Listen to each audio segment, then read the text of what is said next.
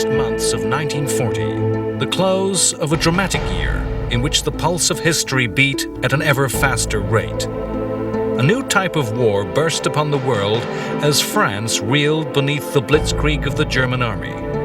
France was to crumble to defeat and political collapse in barely a month. A proud, great power descending into a hell of occupation, betrayal, and collaboration. As German soldiers marched in Paris and as the Vichy government of Pétain accommodated the Nazis, Charles de Gaulle rallied the Free French in exile to carry on resistance. The Battle of Britain has been fought in the skies of England, with Hitler's proud Luftwaffe meeting its first reversal of fortune. The Blitz has begun bringing death and destruction on the cities of the United Kingdom. All Britain can do is resist and defy. Amidst the destruction of all they know, the people of Britain refuse to be cowed. Abandoning his plans for invasion, Hitler seeks to weary Britain with an incessant grinding bombing, and to drive Britain to despair by widening the war, surrounding her with ever more enemies. His Italian allies invade the British protectorate of Egypt and bring the war into the Balkans with attacks on Greece.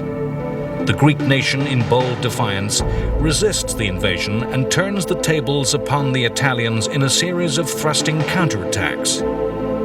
In America, Franklin Roosevelt wins a third term, promising to keep America from the war. In the coming months, as the war grows even larger, it'll be even harder for the United States to remain apart from the turmoil which tears apart the globe.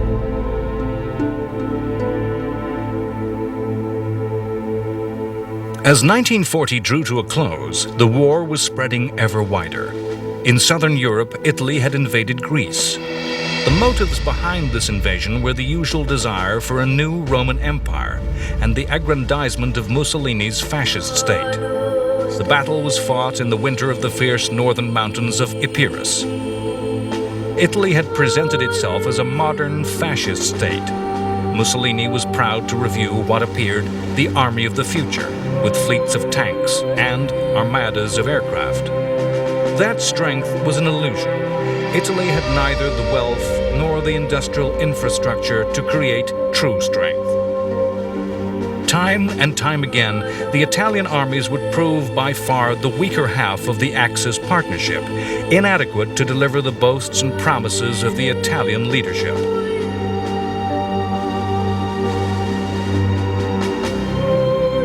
Greece was not a powerful enemy, poor, backward, and politically unstable.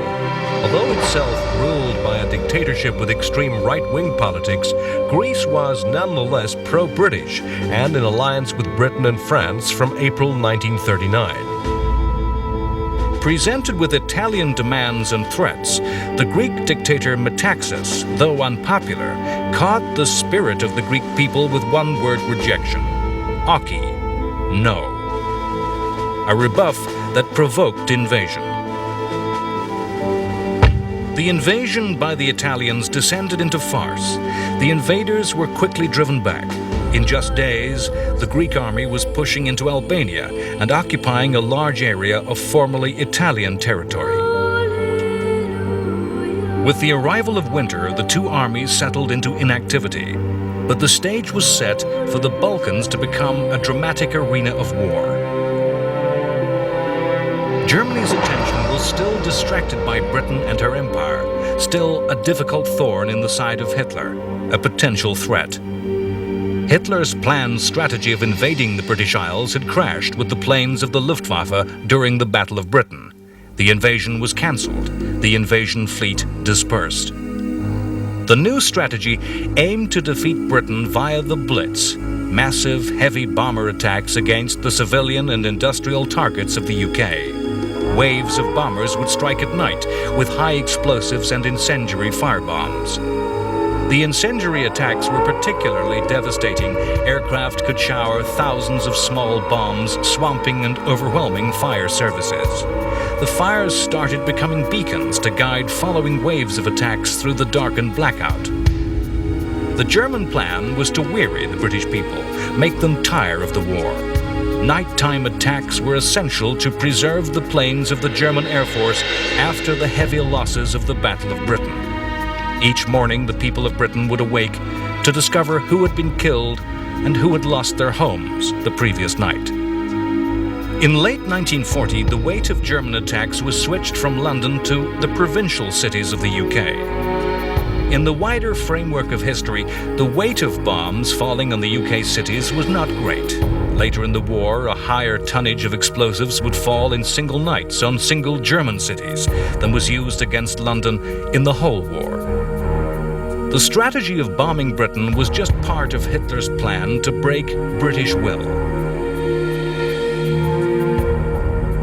The Nazis also sought to stretch Britain to surrender by applying pressure on many fronts, from many directions.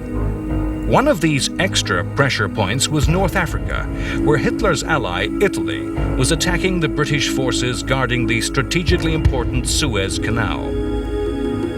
As with Mussolini's Greek tragedy, the fascist forces could not deliver the promises and arrogance of the Italian dictator.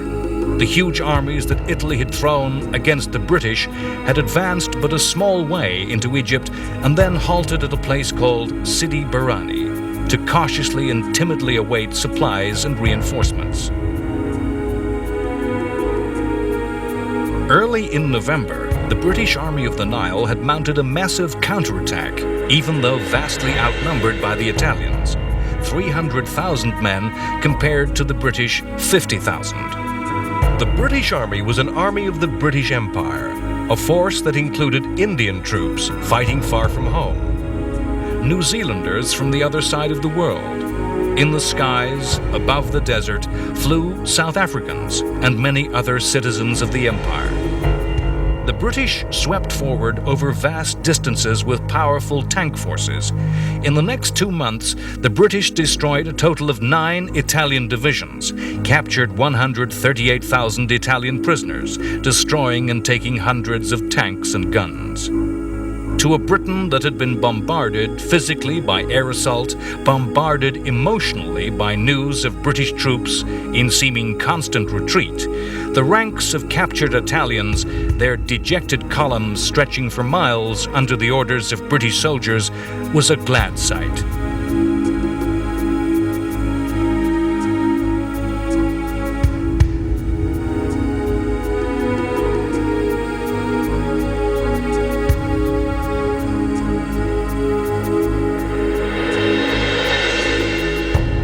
Vast spaces of the desert made for dramatic warfare, a war of movement with open fields of fire and action unimpeded by town, natural barrier, or civilian population. Throughout the fighting in the desert, for all combatants, it was the ability to maintain their lines of supply, not to outrun the lifeblood of fuel, food, and ammunition, that became essential to the success of any advance and the avoidance of defeat. It was because of poor supply that the Italians had halted to await a British attack. It was logistics that caused the British to eventually, in the first month of 1941, bring their advance to a halt. The British consolidated. They had captured towns and ports to hold and garrison. The war in the Mediterranean was spreading, and the British offensive in North Africa was halted, for strength to be drawn off to fight other battles against more threatening enemies, to defend more precarious positions. As the British people struggled through rubble of their towns and cities, time and time again, it was to be repeated that the British can take it. The British reply to the German strategy was one of simple resistance and endurance.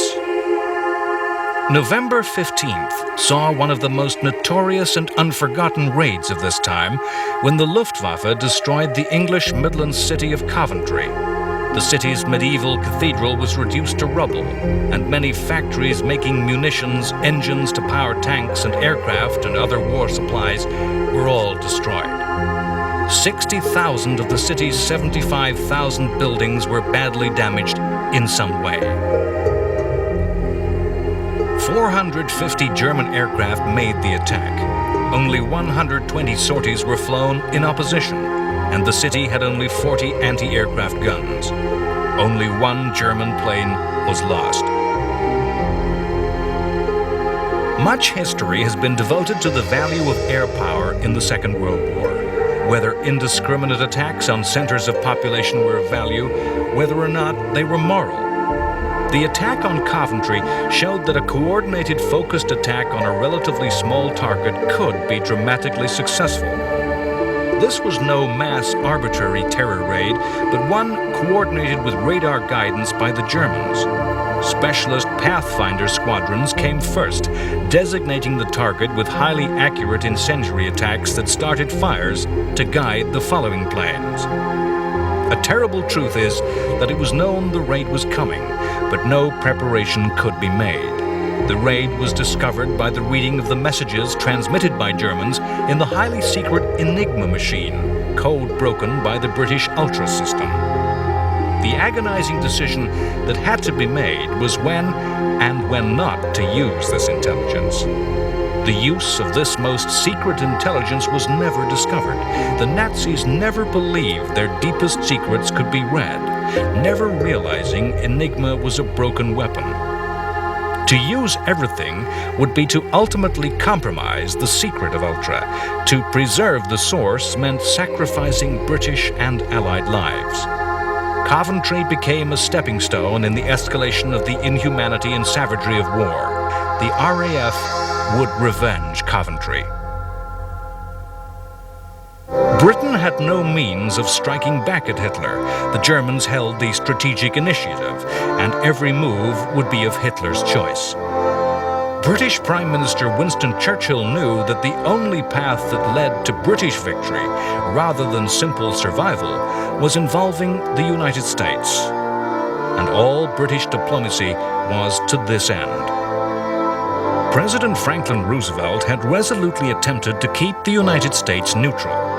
Though Roosevelt had won the 1940 election on the promise that his country would not go to war, the American president realized that the gap between the Axis and America was widening, that a world dominated by the fascist powers was not a world to which America belonged. In a broadcast to the American people at the close of 1940, Roosevelt declared his belief that America had to play a part in the war, that the United States should become the arsenal of democracy. There is less chance of the United States getting into the war if we do all we can to support the nations defending themselves than if we acquiesce in their defeat. And that the United States should support all those who struggle to preserve the four freedoms: freedom of speech, freedom of religion, freedom from want, freedom from fear. As Britain and America moved closer together, Hitler's ally Mussolini was proving more and more of a weakness than a strength. The fighting in Greece had proven disastrously humiliating, with the Italian invasion thrown back in retreat. Catastrophe loomed in North Africa, threatening the loss of the entire Italian North African colony of Tripoli. The failures of the Italian armies in these campaigns were to be key events in the war. The list of Italian defeats went on and on. On January 4th, 1941, the fall of the Libyan fortress and port of Bardia brought the surrender of 45,000.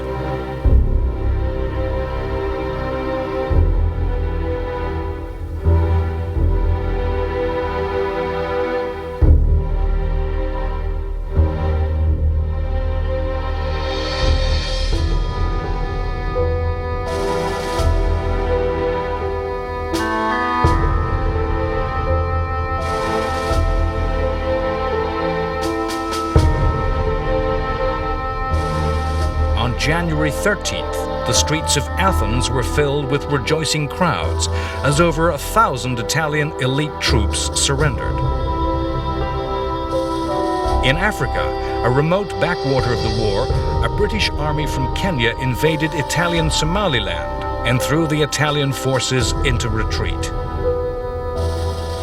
On January 22nd in North Africa, when Australian troops took the vital supply port of Tobruk, it was for the Italians as if Dunkirk had fallen. Everywhere, The new empire of Rome was crumbling away. The long catalogue of Italian failures led to a cry for help within the Axis alliance. As Italian soldiers were queuing to surrender to the British and Greek forces, Mussolini was meeting Hitler. The surrenders and the defeats humiliated Mussolini, whose regime and fascist movement was older than Hitler's Nazi Germany. Mussolini regarded himself as the senior partner in the Axis and was now forced to ask for help. Hitler agreed to use German forces to rescue the Italians.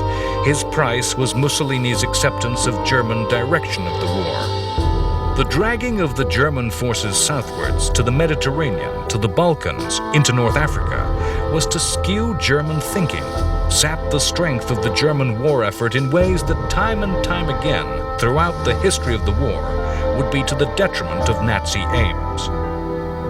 The German move southwards brought a storm of war to Malta as the British-held island came under ferocious air attack from the German Luftwaffe. The attacks on Malta were an obvious move, given its strategic position in the central Mediterranean. Malta's huge, deep, safe natural harbors made it an obvious naval base from which whatever power held the island could threaten a Mediterranean enemy with control of strategic sea routes east to west, north to south. The island was a threatening base for air forces.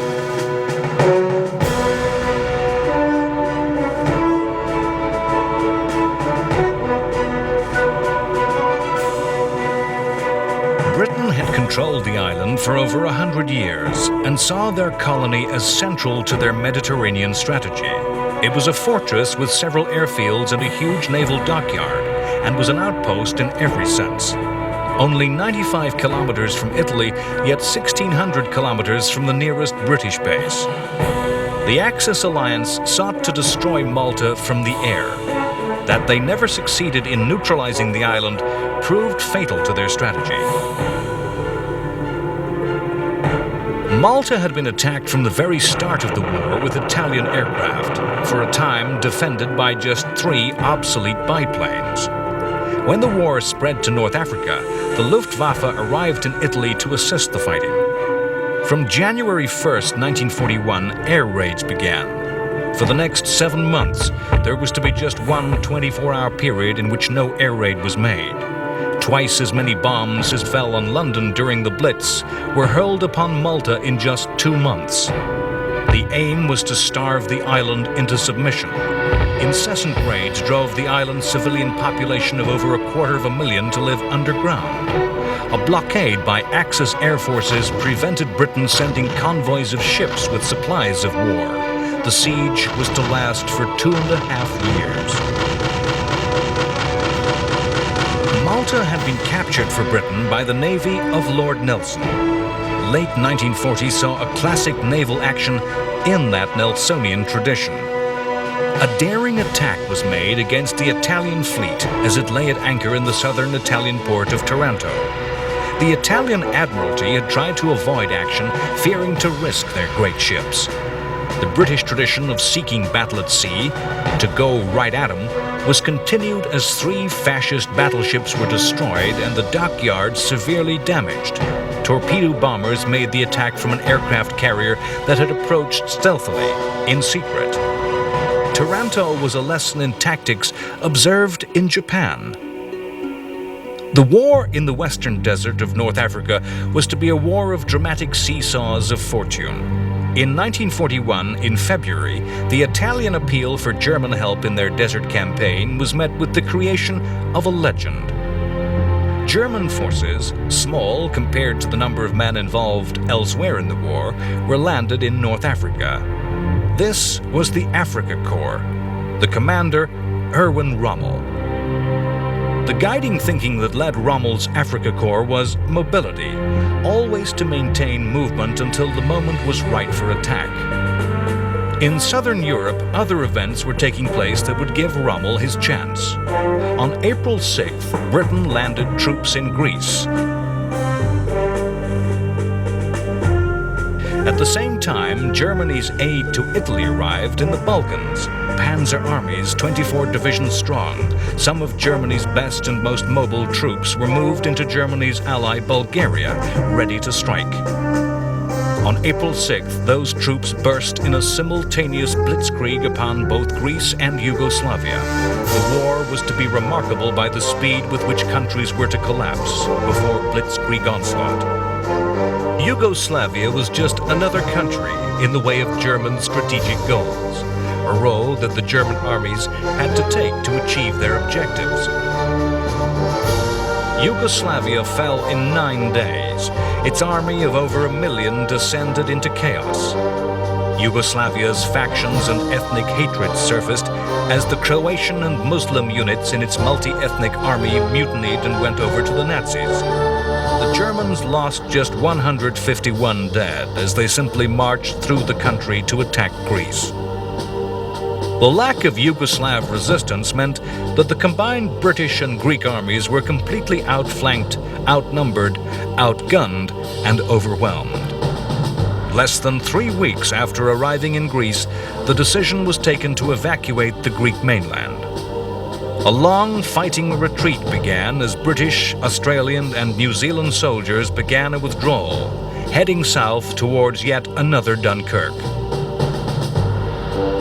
Once again, the Navy rescued the soldiers. 50,000 were saved. Greece was added to the long list of countries over which Axis domination was spread. Churchill was to say that he believed the decision to fight in Greece to be the only mistake that his government had ever made. The crucial error in Britain's deciding to fight in Greece was that the campaign stripped strength and forces from other theaters of war, most notably the western desert of North Africa. As the Battle of Greece was barely beginning, in the western desert, the dramatic advances which had yielded such huge gains of territory and vast numbers of prisoners were about to be reversed. Within days of arrival, the Africa Corps burst onto the war, smashing through weak screening forces and thrusting deep to the rear of the British lines. The speed of the advance such that the British commanding general Richard O'Connor was overtaken and captured as prisoner of war. The German advances terrified even the German High Command, who described Africa Corps Commander Rommel as stark mad, advising him to consolidate his victories, to dig in. The response by the British was panic. Churchill threw resources at the situation, tanks and troops to mount a counterattack. Rommel and the Africa Corps were as able in defense as they were in attack. The British attacks were driven back.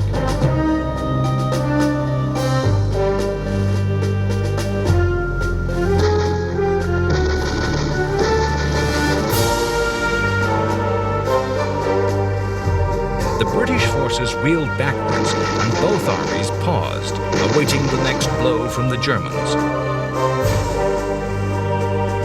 British panic as the offensive turned to defeat brought the first of a series of desperate changes of command as Churchill sacked General Wavell, his commander in the Middle East.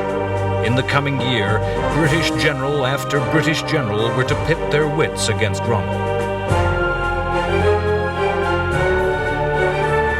On the other side of the world, events were taking place that were to have a dramatic and devastating effect on the war, on the whole course of Chinese history. China had been the scene of a protracted war since the 1930s. Indeed, some historians hold that World War II really started in 1937, as China struggled to resist the forces of the Empire of Japan. Japan wished to absorb China within the Greater Asia Co-Prosperity Sphere. Masquerading as an alliance against European colonial exploitation, the Co-Prosperity Sphere was, in reality, a mechanism by which the resources of Asia were exploited by Japan.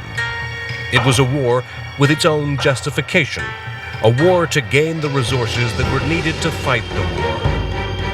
In China, the Japanese fought an alliance between the Kuomintang, the nationalists, led by the military strongman Chiang Kai-shek, and communist forces led by Mao Zedong.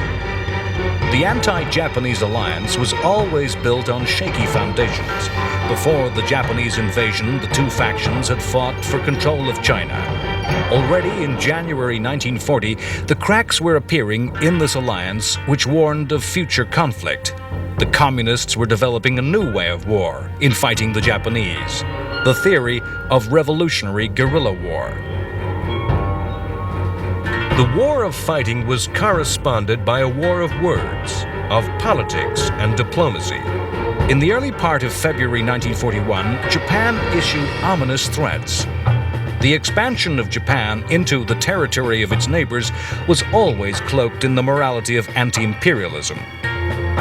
On February 24th, the Japanese Foreign Minister Tosui Matsuoka said that Japan has a natural right to the Western Pacific and Australia. The white races must cede this area to the Asiatics. We have a natural right to migrate there. In the War of Words, Winston Churchill once more used his weapon of choice in a passionate appeal to the United States. We shall not fail or falter. We shall not weaken or tire. Neither the sudden shock of battle nor the long-drawn trials of vigilance or exertion will wear us down. Give us the tools, and we will finish the job. Already, the United States was supplying some of these tools. Under a policy called cash and carry, U.S. weapons bought in the U.S. and carried in U.K. ships were held not to violate U.S. neutrality.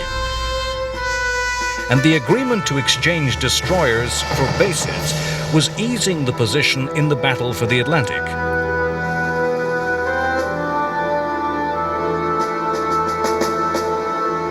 In March 1941, U.S. support moved to new levels.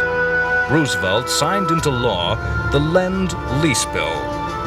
Lend-Lease enabled the president to send weapons, munitions, aircraft, machinery, and designs to any country whose defense he felt essential to the well-being of the United States. Essentially, the bill gave Britain a blank checkbook to fight the war with American industrial wealth.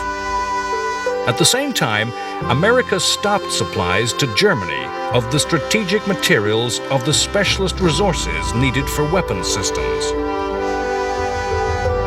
That the isolationist sentiment of the American Congress was overcome was a sign that American government and people were starting to realize that they had to support the democracies of the world, that the collapse of the British Empire would mean global chaos. Lend-Lease enabled President Roosevelt to make good use of his pledge for America to become the arsenal of democracy. At the same time as the U.S. was supplying the stuff of war, Britain was further mobilizing and using its store of human talent to the full. The mobilization of women was essential to the British war effort, and the British government used its powers to conscript women into industry. Women were drafted into all areas of industry and transport, into previously exclusively male preserves. Jobs previously classified as mysterious male crafts were suddenly de-skilled, and women took the places of men taken into the armed forces. It was an area where Nazi ideology was weak. The Nazis believed women only good for the breeding of children and caring of the home. This tunnel vision was to be a failing in the mobilization of industry.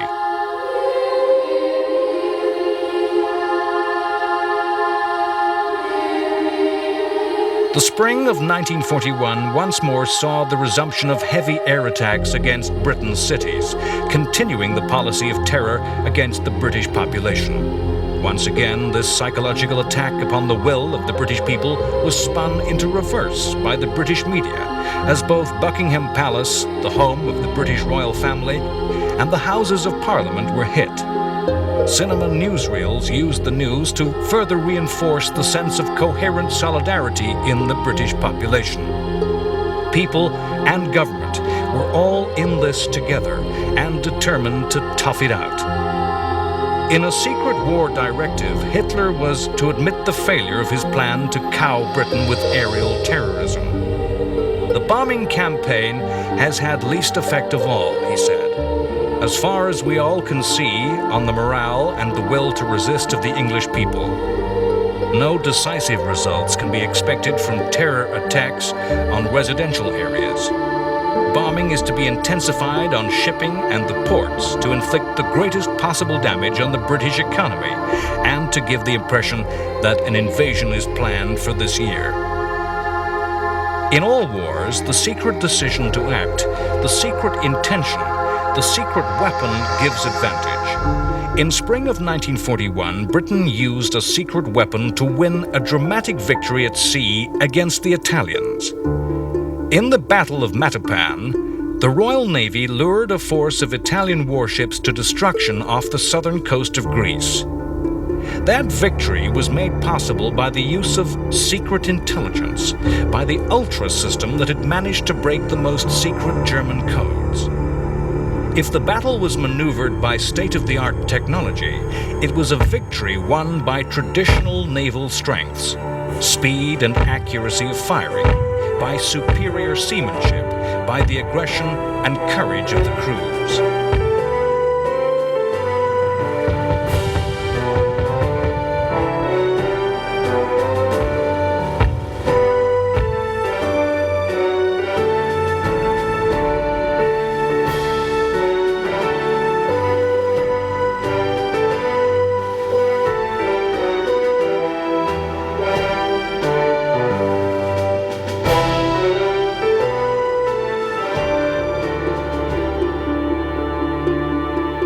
On May 10th, one of the strangest episodes in the story of the war occurred.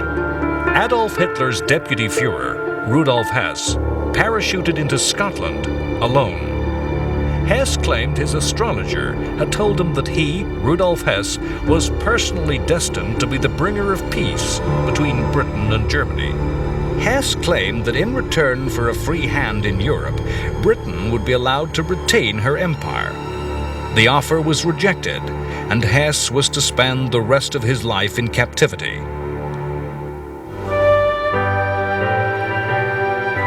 Amidst all the fighting on the land, the new diversion of aerial battles and the struggle of small ships against the submarine, it was still the Royal Navy at sea, as battle fleet, a line of mighty ships sailing in line astern, that was taken as the symbol of Britain's armed might.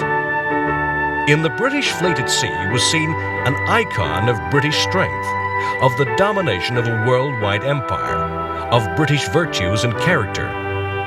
The fleet at sea, a battle fleet of heavy gun ships, was in a direct historical tradition that linked the Navy in a continuous line to the fleets of history and other finest hours. If one ship was to be taken as a symbol of the Navy, it was HMS Hood, named after an admiral of the golden age of the 18th century Navy. Hood was the largest ship of her type in the world, vast and powerful. In May 1940, Hood was ordered to engage the German battleship Bismarck. Bismarck was the Hood's opposite number in the German Navy, the largest and the most powerful.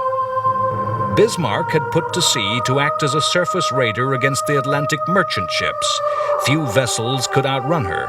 No escorts of destroyers or light cruisers could match her firepower. She had to be met by an opposite number of equal weight. Hood had been laid down in World War I and put to sea in 1920. The engagement with Bismarck was Hood's first and only battle. In the space of just a few minutes, the Hood was destroyed with the loss of all but 3 of her crew. Hood and Bismarck were, of course, effectively obsolete. The future of war at sea lay in the combination of naval strength with air power, the aircraft carrier. Bismarck was chased by over 100 British ships. It was torpedo attacked by bombers from an aircraft carrier, making her impossible to steer. Bismarck was to circle helplessly and could not maneuver to resist the combined strength of British ships closing in, and met her end. Coming so soon after the loss of Hood, Britain rejoiced.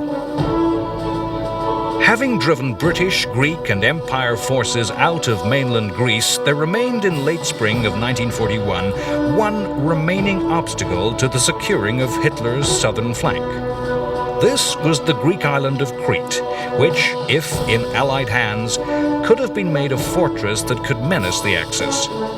On May 22nd, the Germans attacked the island in an assault that was to be unique in military history. Crete was to be the only campaign that was begun and fought to conclusion using airborne forces alone. On May 22nd, the skies of Crete filled with paratroopers. In 1941, the paratrooper was seen as the soldier of the future, with a way of fighting that combined the modern technology of flight with an act of courage and daring that seemed to require extra special human qualities. Paratroopers in all armies thought themselves the elite, with distinctive uniforms and a high esprit de corps. In an age when radar was new and unsophisticated, aircraft could still spring surprises, and throughout World War II, parachute drops had dramatically seized fortresses, surrounded slow-moving formations, caused panic and fear in civilian and soldier alike.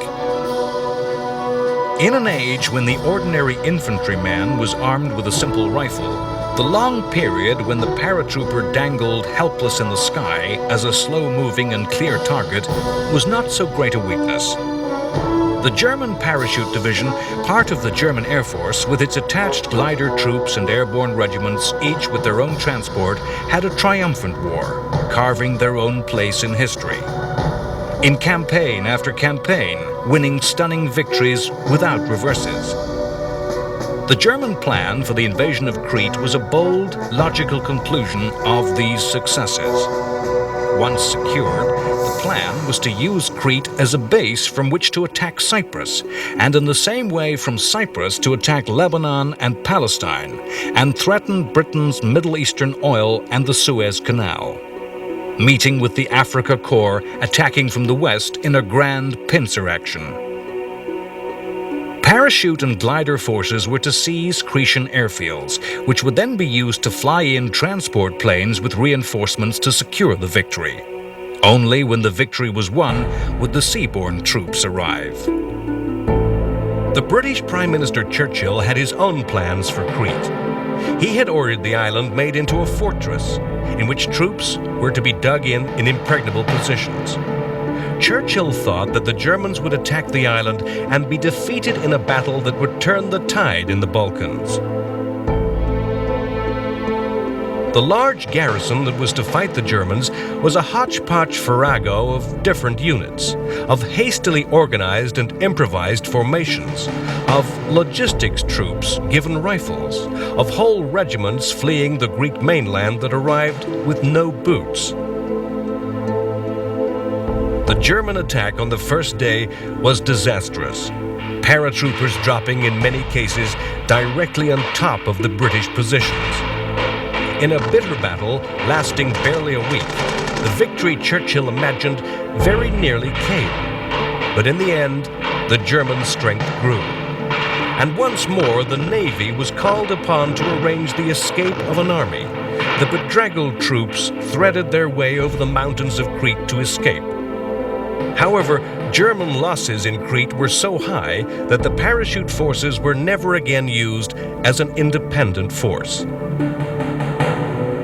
Behind all the events of the war, as it spread to every country, town, and village of Europe, behind all the images of chaos, of mass destruction, of desolate surrender and desperate hard-fought victory, underlying the fighting on land, sea, and air, there was a plan. There was a grand strategy that looked into a larger history, to a destiny. From the very beginning of Nazism, from its earliest days, Hitler's philosophy of National Socialism was a theory of history that explained the past and predicted the future. Hitler saw National Socialism's destiny as confronting and destroying Soviet communism in the East. It was a fight to gain living space for the superior German race at the expense of the inferior Slavic people of Russia. Hitler believed this titanic confrontation essential for the future of the world, and something about which there could be no compromise, an inevitable certainty. In 1939, the world had stood in shock at the Nazi-Soviet pact. an alliance of two ideologies previously in direct and deadly opposition. For Hitler, the pact gave him the freedom to destroy Poland, the freedom to fight in the West with not a threat of war on two fronts. For Stalin, the pact brought the illusion of security. In Hitler's grand scheme and stratagem, the pact was a sham to buy time. All events of the war from 1939 were part of the bigger grand plan to invade and destroy Russia. Each campaign shaped and shaded by this goal which lay beneath every Nazi move. The cancellation of the invasion of Britain was due to a shifting of Hitler's gaze eastwards. The story of the war in 1941 is the story of successive distraction and diversion from Hitler's great plan. All through 1941, Germany was assembling a massive force along the borders of Soviet Russia. The shifting focus of effort meant that pressure slackened on all other fronts, as planes, guns, tanks, men, and above all, Hitler's will was turned to the east. As Stalin reviewed his armed forces, he believed his country was safe. The Soviet forces looked immense and strong, with the largest number of tanks in the world, outnumbering the potential enemy. The Soviets believed the Nazi-Soviet pact would hold, that Hitler would keep his word. Stalin's pre-war show trials and purges, his paranoia which caused him to eliminate anyone he thought dissident, had caused the death of many good officers and filled the ranks with men afraid to show independence and initiative.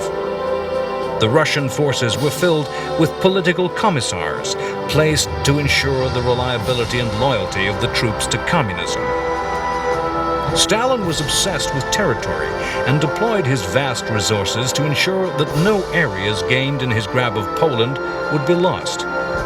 Against all military sense, his armies were deployed along his western border, defending every turn and twist of the line on the map with no consideration for natural defensive positions of terrain or of defense in depth.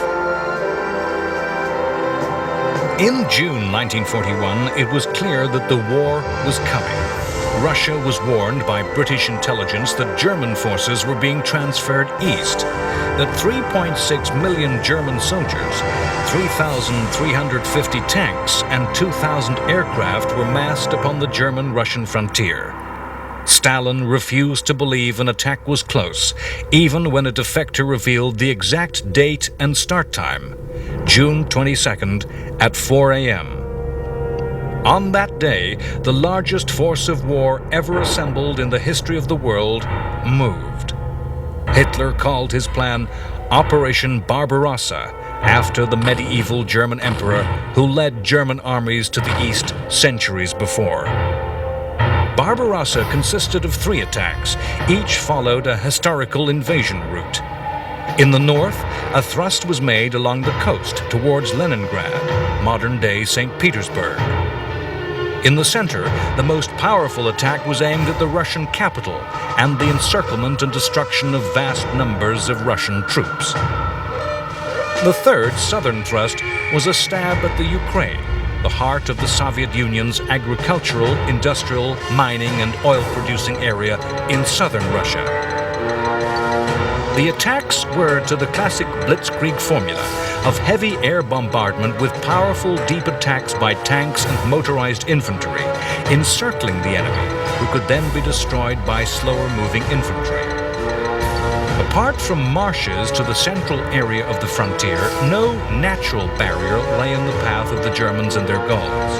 The vast space of Russia offered terrain ideal for armored warfare. In autumn and spring, heavy rains turned the mostly dirt roads to mud.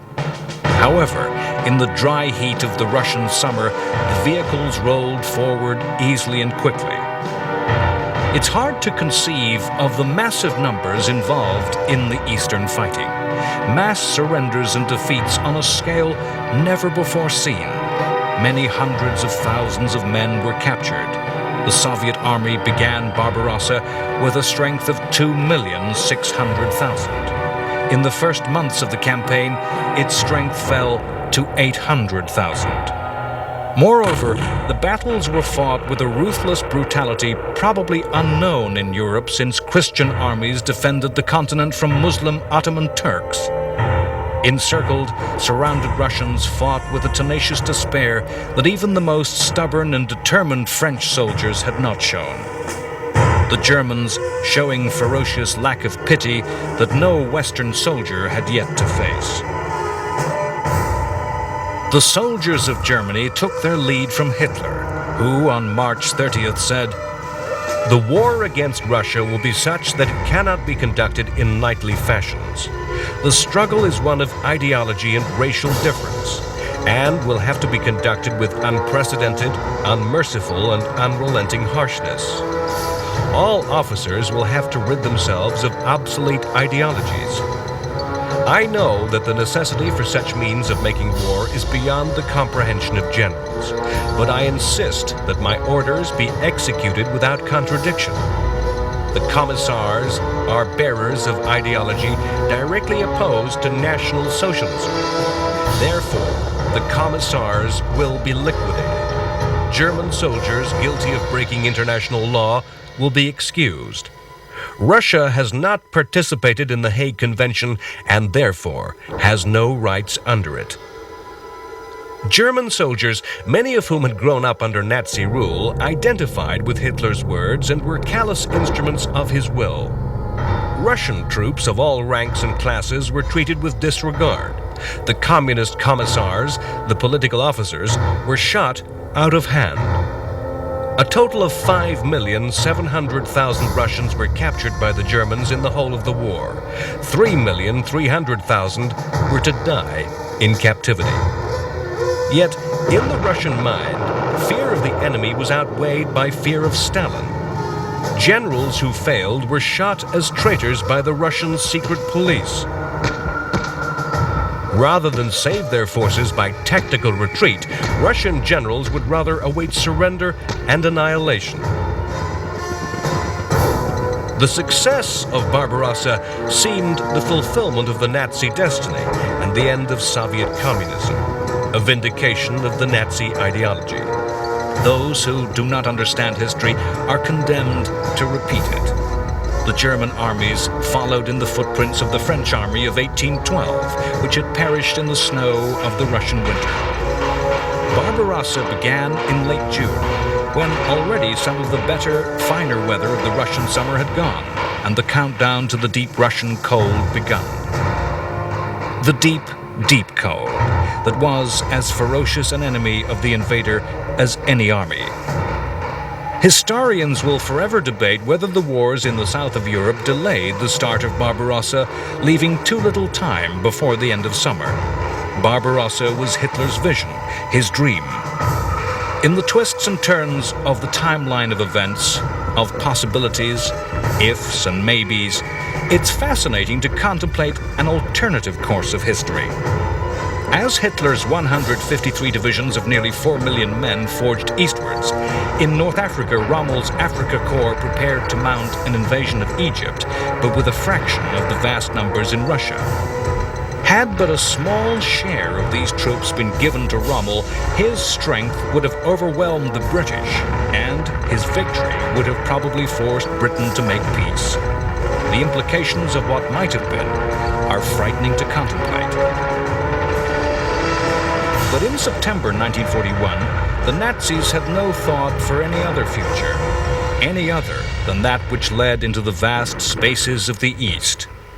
In September, Hitler's army marched ever eastward with triumph and certainty. A month later, the first snows of winter were to fall.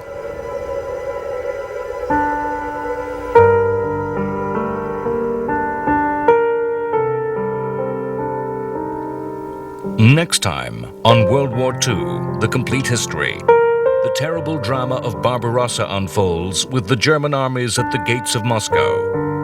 Stalin orders the destruction of the very fabric of the Soviet Union before the advancing Germans, and the Russian winter throws its icy grip round the armies of the Third Reich. As America marches on the path to war, an old soldier, Douglas MacArthur, is recalled to the service of his country. Britain and America move closer to alliance as the U.S. Navy begins to take active involvement in fighting German U-boats in the North Atlantic. In the constant fencing of diplomacy around the war of words that went hand in hand with the fighting, Stalin urges his Western allies to start a second front. In the Far East, Japan continues its ever more belligerent attacks upon the European powers in Asia. In a last desperate move to preserve peace, U.S. President Roosevelt appeals directly to Japanese Emperor Hirohito. While politicians talk peace, the fleet of the Japanese Empire secretly approaches the Hawaiian Islands and the U.S. base of Pearl Harbor, its aim to knock the U.S. Navy out of the Pacific War. The strain breaks, and on what Roosevelt is to call the Day of Infamy, as the U.S. fleet lies at anchor, the planes of the Japanese Navy burst out of a morning sky to rain death and destruction. Sane minds in Japan already know it is a desperate gamble for the Japanese Empire, that a war must be won quickly or lost to the industrial might of America. On the same day, Germany declares war upon the United States, and the fates of both Nazi and Japanese empires are sealed.